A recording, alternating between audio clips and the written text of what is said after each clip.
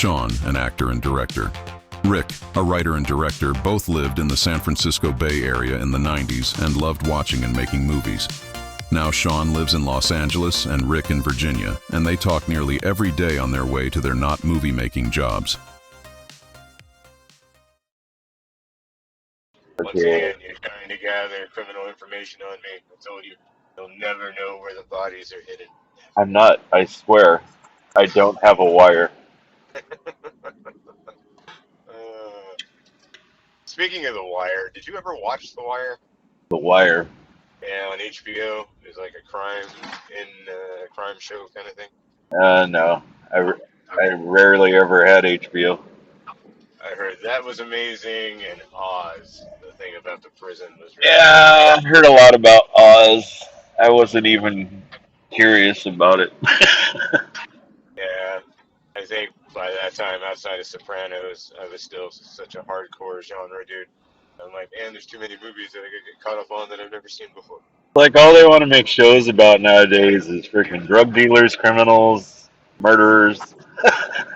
Like, Well, it's sort of that fantasy element in a weird kind of way. You know, it's like, why do you watch Breaking Bad? Not because you want to be a meth dealer, but you just kind of admire how he goes about doing what he's doing. You know, you're just like, yeah, I couldn't do that, but it's pretty cool how he does it. yeah, but what happened to the good old wholesome days of Little House on the Prairie? Oh my God, I hated that shit. The fucking Bolton. Oh God. Good night, John Boy. It's like, shut up, all of you. For the love of God, go to sleep! Oh man, yeah. Murder She Wrote, all this horrible. But the most the one with the most uh, le- life lessons, Full House. Full House was like, I guess, okay for maybe the first season, but after a while, it's like, oh mercy, shut up. No, I was it Family Matters? I was more of a Family Matters person. So I was with the sitcoms of the people who were like working class people. You know, that's what I was watching. Like Rock. Rock was awesome with Charles C. Dutton. Oh, I love that show. Man, he was fucking amazing on that. Talking about an actor who did not get his roses, man. He deserves so many better roles, I'm telling you. Yeah, I think yeah. Alien 3 is still one of my favorite Alien movies because he is just so fucking cool in that movie. You Really? know, yeah, I have you mean, I seen it? liked him in that movie, but yeah, it's not one of my favorite of the Alien movies. Yeah, I mean, I won't say it's my favorite, but it's definitely better than Part 4 because I Oh, hated yeah. Resurrection. I remember watching Resurrection going, hell yeah, it's another Sigourney Weaver, and I'm just like, this isn't good. This isn't good at all. No, And my it's favorite is still two. you have Alien. so many good actors in that movie. You know, you got Winona Ryder, you got Ron Perlman, just so many great actors. Yeah, But the script is shit. yeah. That just goes to show you the writing is at least half of the movie. But you know what's sad? Joss Whedon, the creator of Buffy the Vampire Slayer, wrote that script. Ugh. Now, when you read interviews with him, he claims that, oh, you should have seen my original script. They ruined it. You know, but that's the go-to for any writer. It's like, well, you know, my script was better. It's like, was it? Don't get me wrong. I know directors are infamous for going in and changing shit, but I don't know. Even a bare bones idea, I can't see Resurrection working. The producers are like, we changed one line. What is he fucking talking about? The craziest part for me about Resurrection is, do you remember the scene when she's playing basketball with them, with the mercenaries, and she does the thing where she throws the basketball behind her head and it makes it into the basket? Yeah. Yeah, that was all real. That wasn't CGI. Literally, she trained herself to do that shit. Whoa. Yeah. Yeah.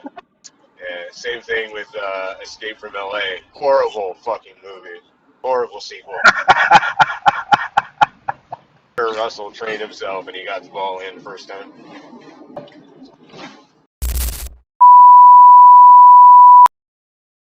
And then I was gonna play with my drone this morning, but it's too cloudy.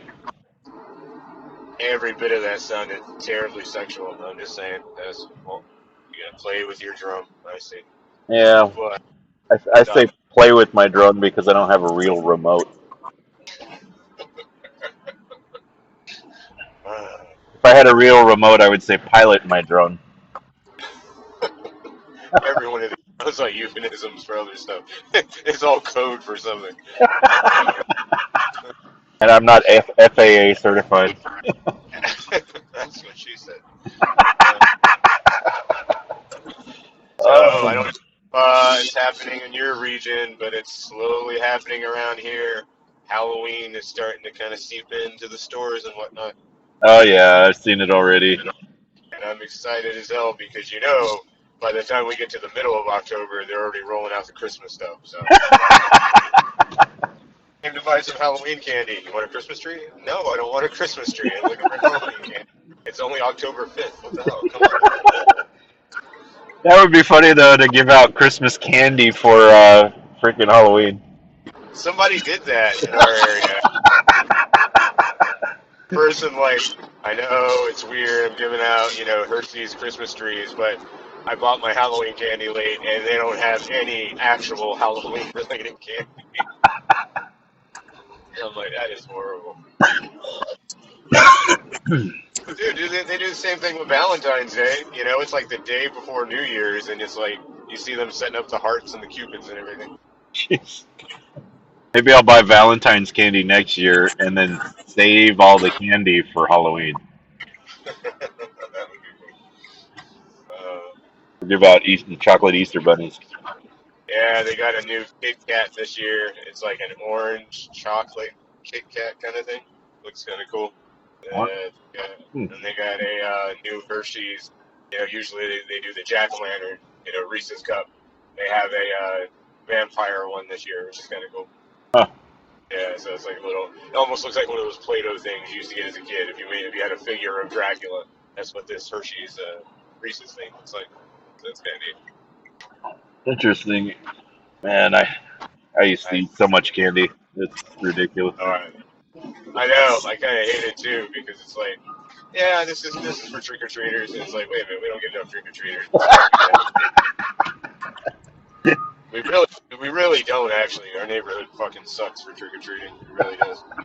You get maybe 5 kids, and it's like, man. That's one of the things I missed about living in base housing in the Navy, man. You didn't have to worry about shit going through Navy housing. Shit, I miss being present for Halloween in the '80s. That holiday, this magical holiday for kids, is just turned into nothing. Mm-hmm. And I don't know if that's because kids just don't have any fun in them for that type of thing. They're too busy watching anime and playing video games. I don't know what's going on. But, I mean, remember that as a kid? You would go out on Halloween night, and there's just fucking people everywhere. I miss seeing that. I want to see kids running around like that. And it just doesn't happen as much. Yeah, no, I was a cosplayer before there was such a thing as cosplaying. I swear, ever since I was a little kid, I always preferred making my own costumes. Yeah. Well, I mean, when we were kids, you kind of had to for a lot of stuff. I mean, I knew friends who wanted to be Captain Kirk, but you couldn't go out and buy a Captain Kirk outfit in 1982. You had to get your parents to make one. No, I made my own. I was Mad Max one year in high school. That's cool. But it was from, I think it was Beyond Thunderdome where he had the gray on the sides. Yeah, longer hair with the gray streak. Yeah, so I had, my hair was a little long and I sprayed the sides gray and I was dressed in all black. That's cool. Yeah. I notice every year you're very fond of putting up either your current Halloween costume or your previous ones. Yeah. I want to make my own. Well, the past couple of years I've been buying my costumes, but I buy parts of it and put it together. And, I love doing that. That's cool. Oh my goodness, I can't believe I literally threw packages for eBay on my vehicle today to drop them, and I forgot it. To talk to you, I was like, oh fuck, I forgot.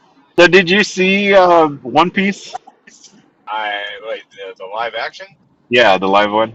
Yeah, man, I told you I stopped after the first two episodes of season one because and don't get me wrong, it's not me, tooting my horn like geek credit or anything, but Callie and I were watching One Piece, back in its relative obscurity, watching the anime, and I sat down and watched a few of them, and yeah, the first, I guess, 50 episodes I watched were pretty damn good. But then the storylines, I'm like, oh my god, how much longer does the show go on? There's 600 episodes or something insane. But yeah, I mean, I dug the animated, but then I tried watching the live action, and there's something about it, man. It just doesn't work for me. Like everything is too slow. The fight scenes seem choreographed to me. I can almost in their head, it's like they're counting as they throw punches. One and Yeah, done. I'm gonna tell you the same thing everyone tells me when they tell me I need to watch The Office. Well, you got to get past the first couple episodes. I maintain if you would just watch that first season, you will be. Everyone who loves that show admits the first two or three are not great. Yeah, maybe I'll skip to like episode 5 or something like that. I can't. I could Because not get through like the second episode. well, you got to remember, The Office was made literally by that old standard, which is we're going to do one episode, and if they like it, we're going to pick it up. Literally, that's how pilots used to work. Now you sell an entire first season ahead of time, so Uh, when it's production, everyone already knows what their characters are, and they were kind of like, yeah, Michael's a little rough around the edges in the first episode.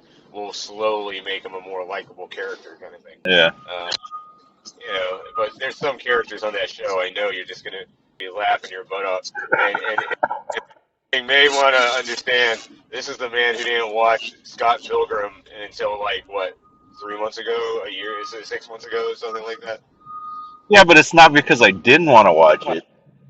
But what I'm saying is the joy you take from Scott Pilgrim, you're gonna watch The Office, and once it hits, I actually wanted to watch Scott Pilgrim, but I don't know why I didn't watch it.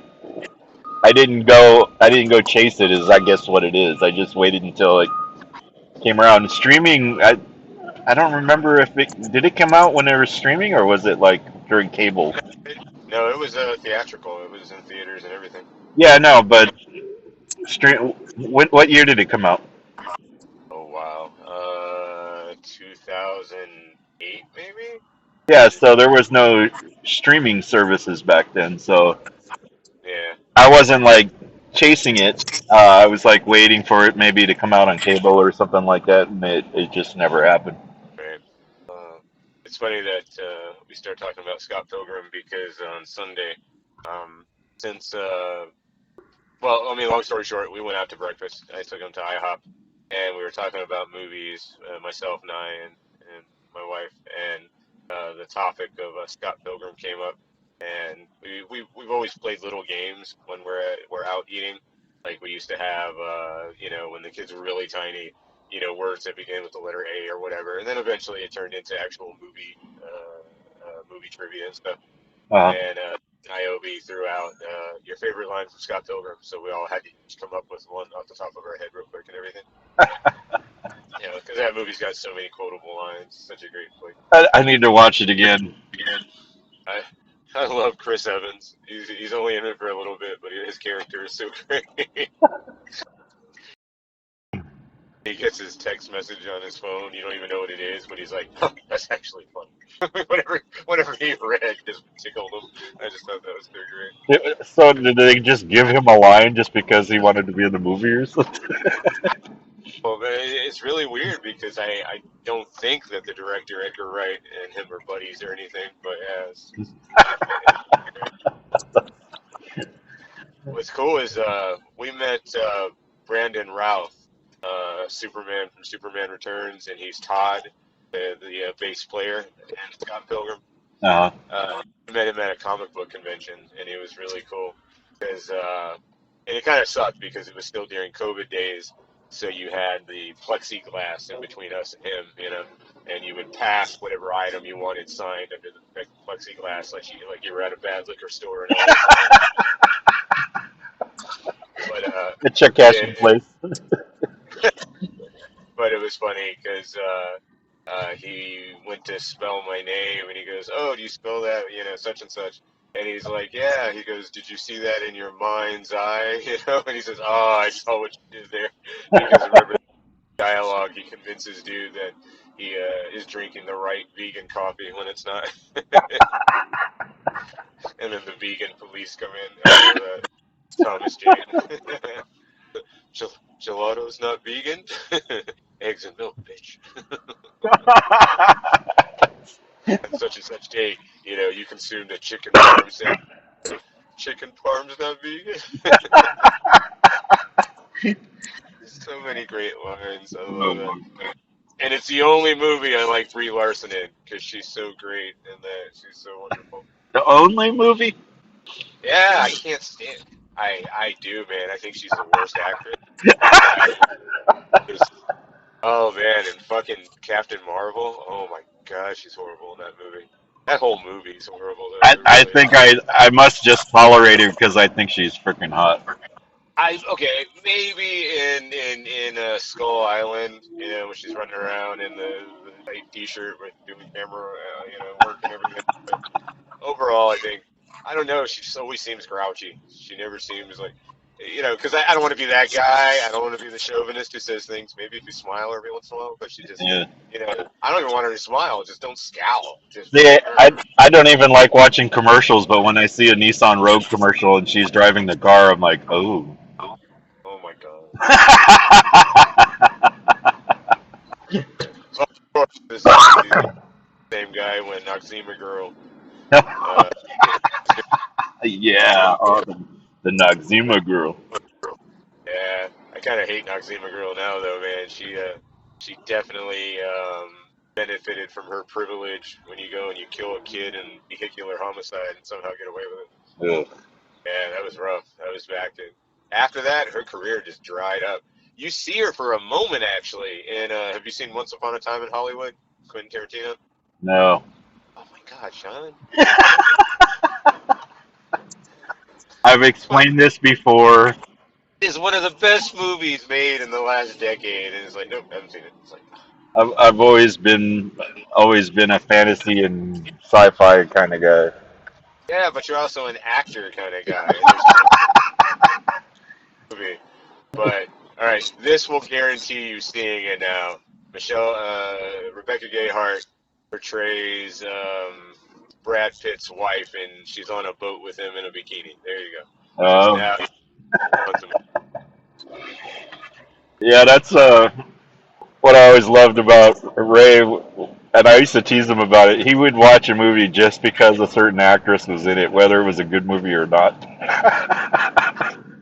see, but that as a kid, I mean, I did it later as a teen a lot with certain actresses, but in general, when I was a kid, if I saw an actor I was related to something else, like I would watch the dumbest Harrison Ford movies, even to know they weren't Indiana Jones or Star Wars.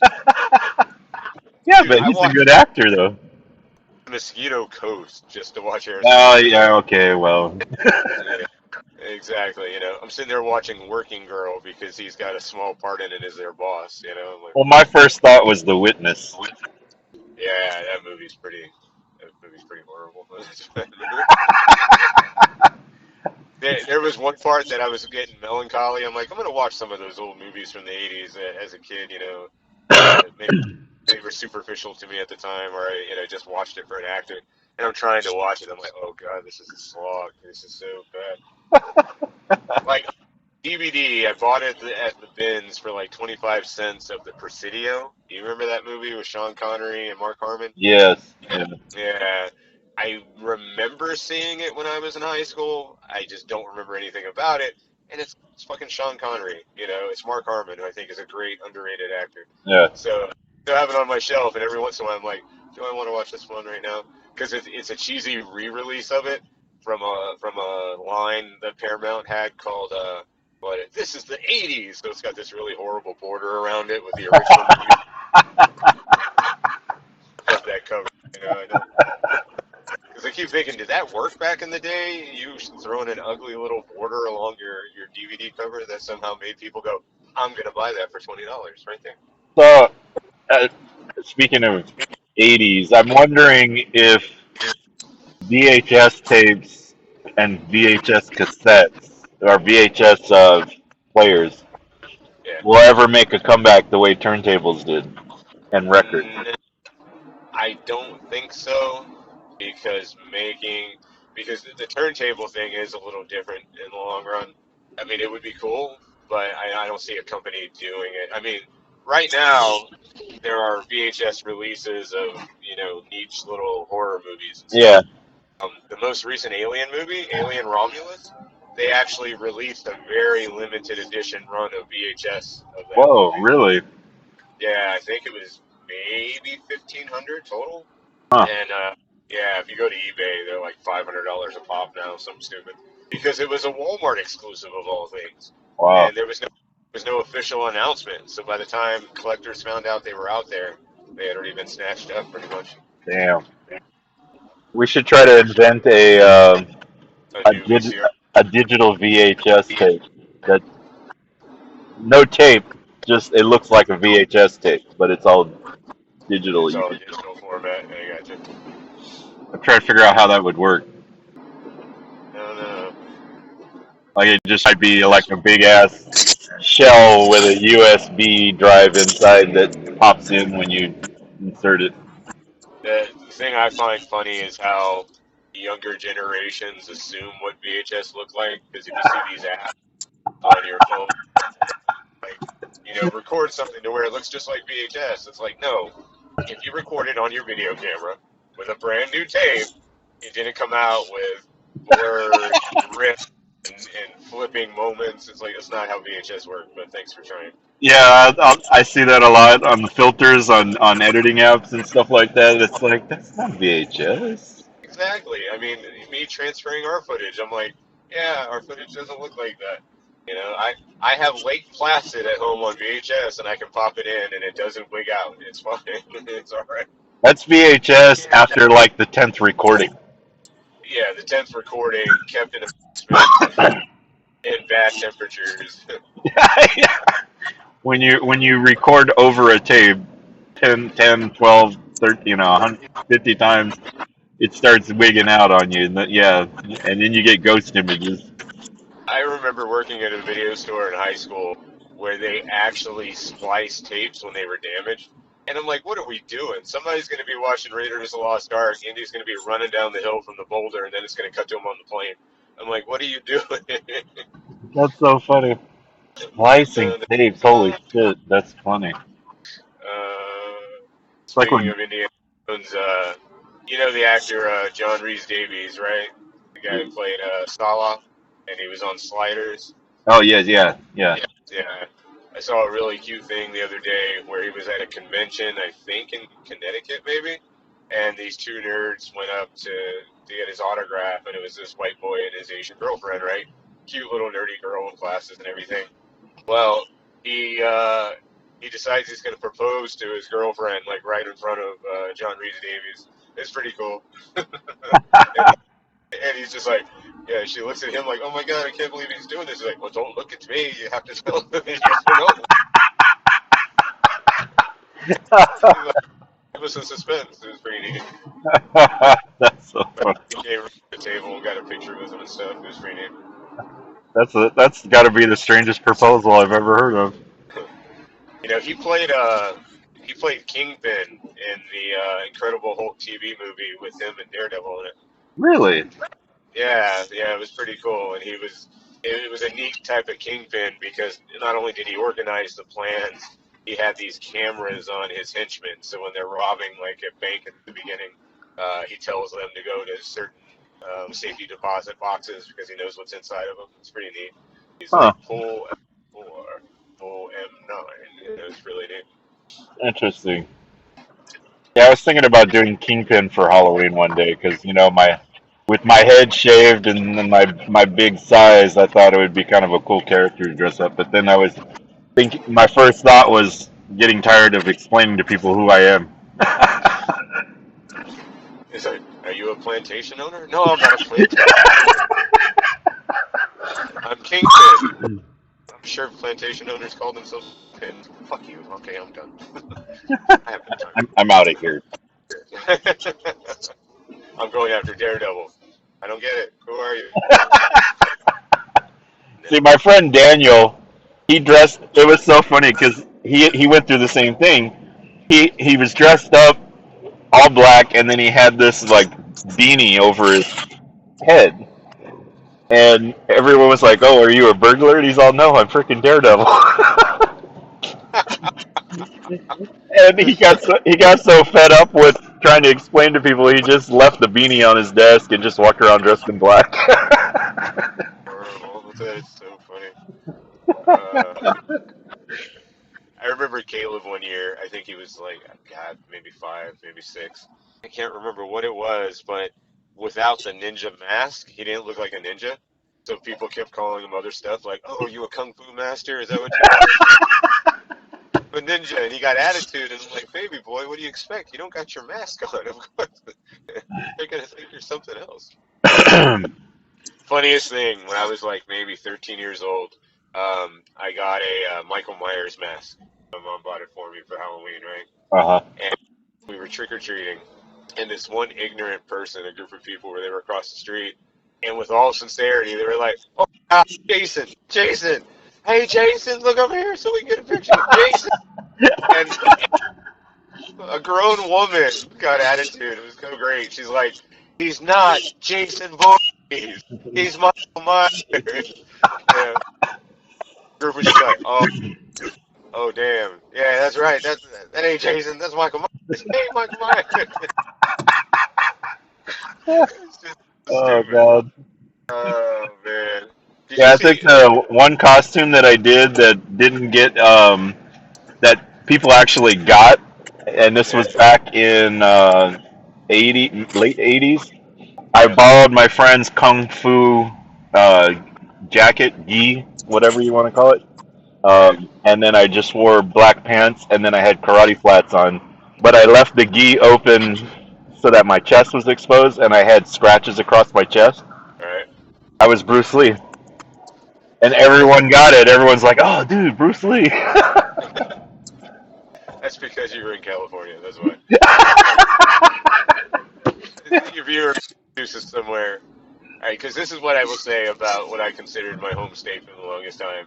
We love us some fucking movies in California, or at least we used to love movies in California. And yeah, there were the passion for movies was there.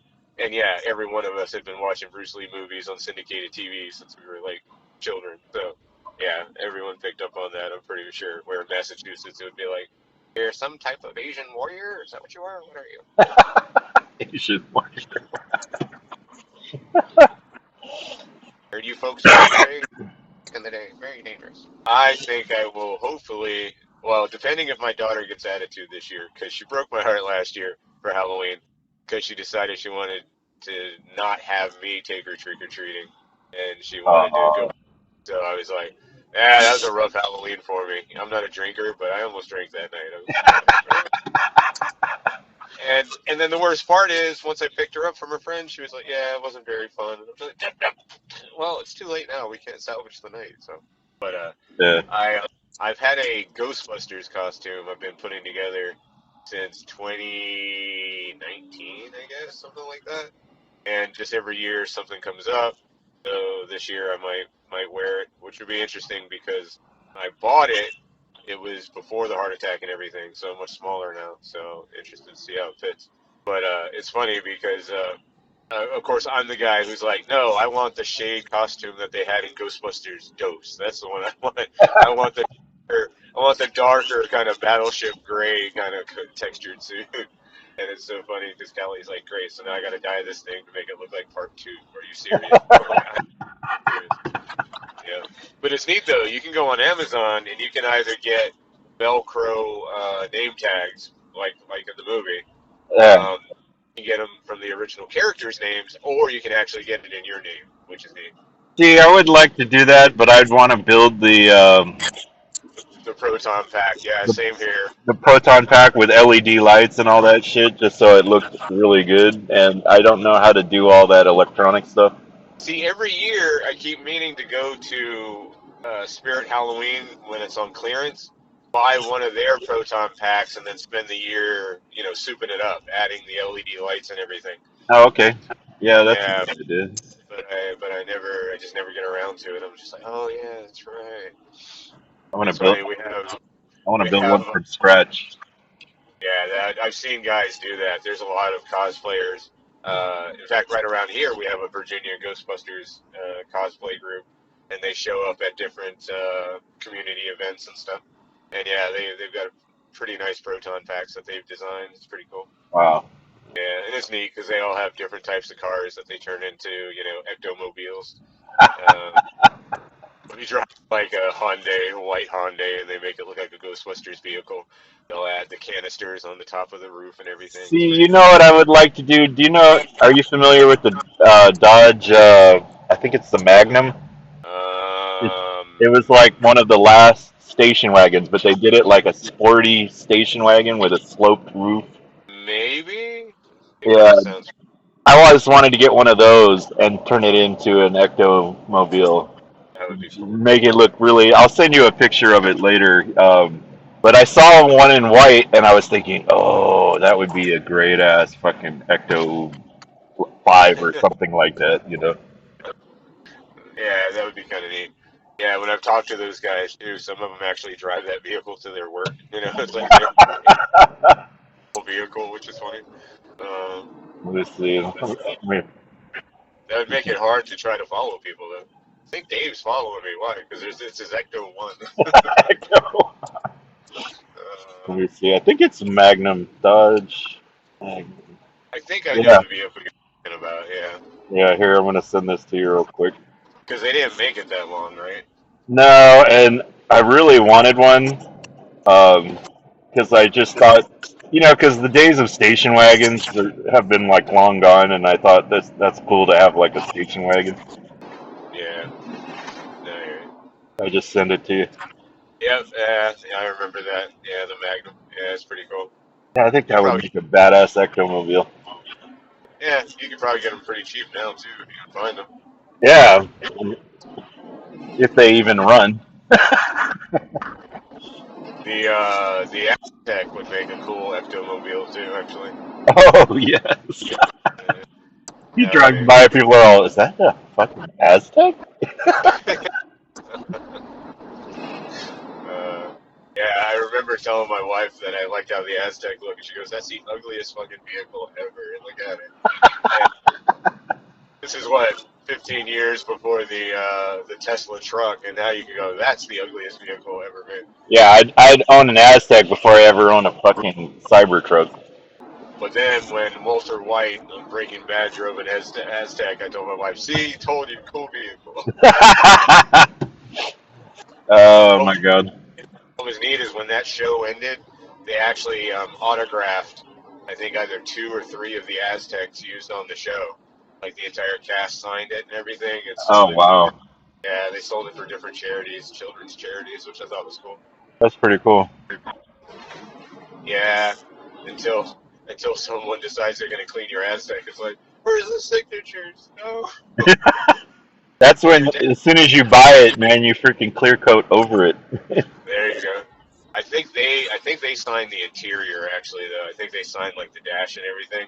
But I guess you could still clear coat it with something probably. You go to get it detailed. Someone's all, I removed all the graffiti. No. I bought that cool. I bought that vehicle for 50 grand. Heck man, I see them all day long for like 1,000.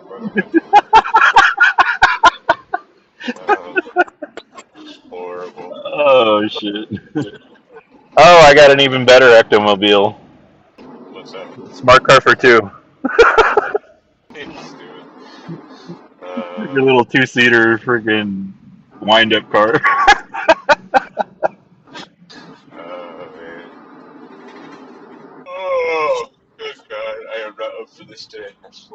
Yeah, I was gonna start at 7, and then I realized I'm like caught up with a lot of work. So if I started early, I would probably just be doing. I would end up finishing early, and then I'd be sitting around at the end of the day doing nothing. Right. So buddy, old pal, what are the odds of this week or some point over the weekend acquiring a certain script? I'm gonna try. I have my cousin's birthday party, my cousin's son's birthday party on Sunday. Oh, that's right, because you talked to a certain person. That's right. Yeah, and I'm not sure if I am working on Saturday yet, but I was gonna definitely try. I gotcha. I was even thinking about asking one of my friends if they wanted to come and help me, but then they might be working, so. Yeah, it's all right. I'll come over. It'll only take me like 4 days to get there. It's fine. Sure, yeah, let's do that. I have a camping cot in my apartment you can sleep on. And you've got so much untapped money probably sitting in storage, and you don't even realize it. Wouldn't the funny part be that you have like $500 tucked in between a book somewhere? it's like I put that there, really? Yeah, I don't think that'll happen. Chances are either I or my ex-wife would have spent it. They would have sniffed it out. We You would went have sniffed gambling. it out and played it gambling slot machine in Vegas. Oh my goodness. Oh. Yeah, so it's funny story that only you and I will get the joke, and the people listening will be like, I don't understand this. A certain person at work who has back issues went on vacation, and they brought another person over to handle the office while they were gone.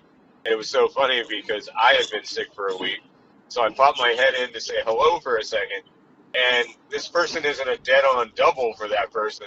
But it was just so funny because I'm like, oh, hey, so wait a minute, you're not so-and-so. But what made me laugh was it almost seemed like it was an attempt to get a carbon copy of that person. So I just thought that, but it was like that Patrick Swayze and then Patrick Swayze's ugly brother kind of thing. It's like, oh, yeah. Or Swayze. it's like in the old soap operas back in the 80s when they, today, this part is played by so-and-so. That was so great. We should do that in a movie. Movie.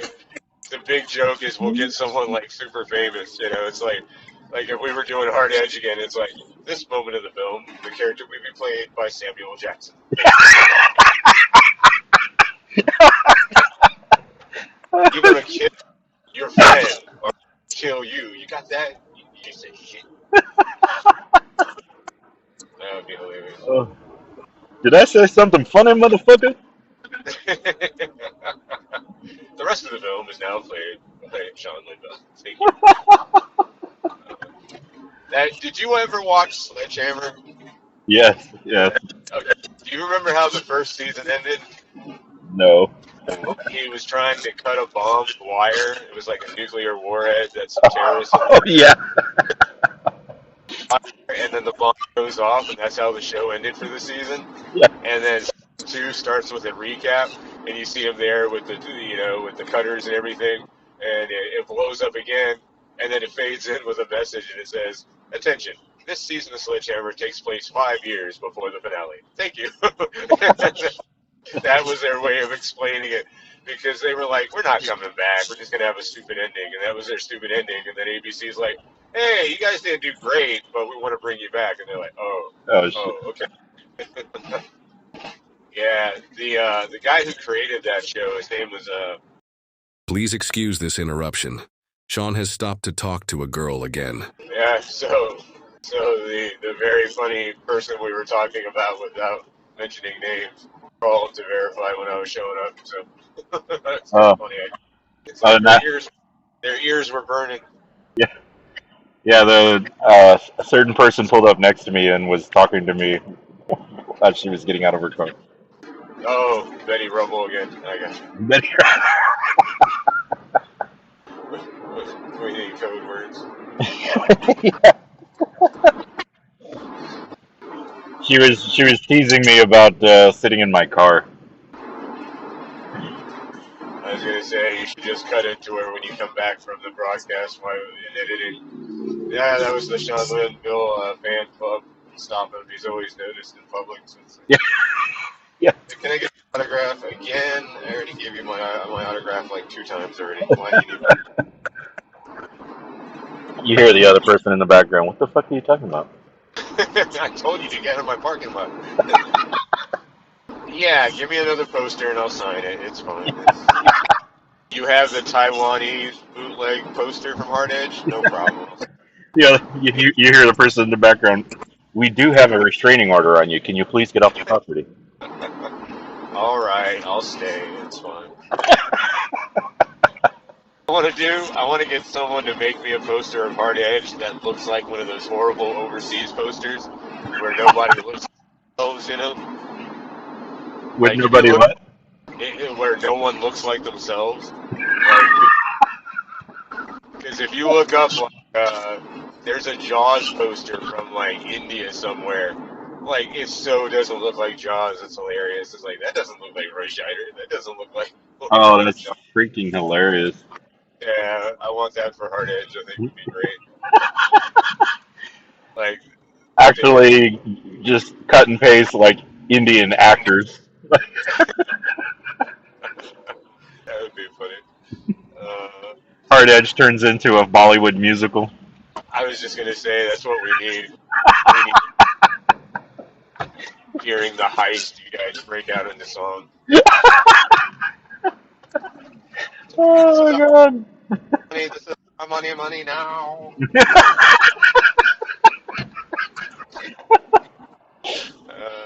I have a whole freaking playlist of Bollywood music that I could go through. You, and I know you're going to be like, nope, I haven't watched a single one of them because there's like 9 of them. They're a series of anthology horror films called VHS. Have you seen any of them? I've had many friends try to get me to watch them, and I think I got through the first one. Okay. I had trouble getting through the first one because of the stupid guys giggling and laughing constantly through it. See, and I agree completely. The first one is really rough, and it's made by a bunch of fucking bro types. And Yeah, I could not stand that. yeah, the Just first the one is constant giggling and just like, fucking shut up. it's pretty horrible because it's like, do you guys not have enough respect for your craft to do a decent commentary, you know? But you need to check out one of the most recent ones. I think it was the one from last year called VHS Beyond, because they're all sci-fi horror segments, right? Uh-huh. And there's a Bollywood segment that is it is so off the chain ridiculous, and like the song is fucking catchy, and the storyline that develops is insane. Oh, really? You got to check that one out. That one is really good. And in fact, one of the segments is written and directed by Justin Long and his brother. And it's a really good, creepy horror segment. It's definitely worth it. But yeah, when you mentioned the Bollywood thing, it's the first thing I thought. Yeah, of course, the first thing I thought of was the marbles. Maybe that's what you could do for a short film. You could do a Hard Edge trailer. You just shoot certain key scenes from Hard Edge with Indian people. I don't think I have a single Indian friend. That's when you do auditions.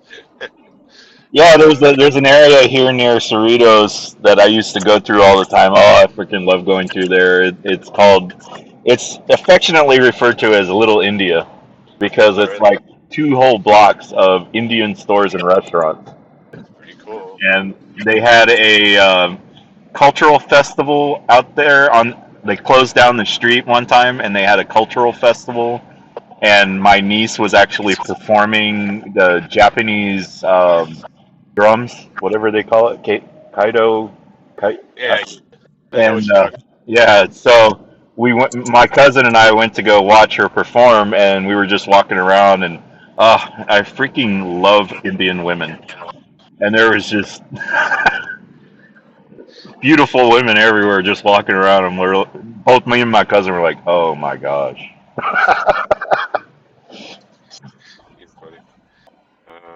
I especially love Indian women with British accents. Oh, damn. Yeah, but to be fair, that's any culture. They bust out with a British accent or something. It's just like, yeah, I do have to admit that throws me for a loop, and I absolutely freaking love it when I see an ethnic person with a British accent. That's why I joke with Callie that if she had a Scottish or Irish accent, we would have had like 25 kids. They're like, all right, we got to do something in terms of some sort of protection because I can't have more children. Twice in you did me in. Kids you'd never see because you'd be working constantly. Exactly, pretty much. It's like, but you look back and go, it was so worth it. So worth it. All right, man. Well, on a closing note, I have arrived at work. Yeah. I think I'm gonna start a little bit early, not totally early, but Early enough. early enough. Yeah. All right, man. Once again, good talking to you. Thanks for listening, people. Yep. Have a good day.